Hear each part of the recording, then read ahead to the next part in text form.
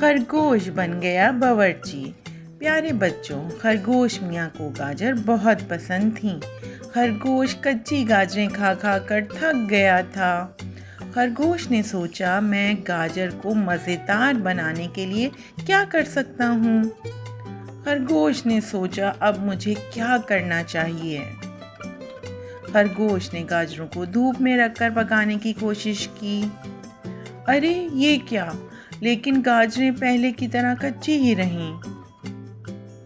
پھر اس نے انہیں آگ پر رکھ کر پکانے کی کوشش کی۔ اوہو، جب اس نے گاجروں کو چکھا تو وہ بھی کڑوی تھیں۔ خرگوش بہت اداس ہو گیا۔ آخر کار اسے ایک ترکیب سوجھی۔ پہلے اس نے کچوے کا پرانا سا خول تلاش کیا۔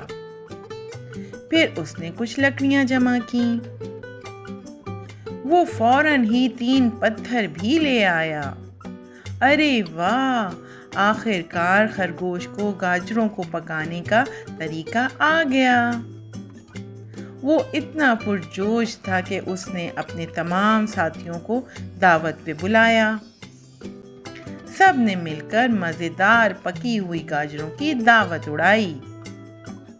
تو بچوں، اس کہانی سے ہمیں یہ سبق ملتا ہے کہ اگر سمجھداری، محنت اور ذہانت سے مسئلے کا حل تلاش کیا جائے تو کامیابی ضرور ملتی ہے، جیسے خرگوش میاں کو ملی۔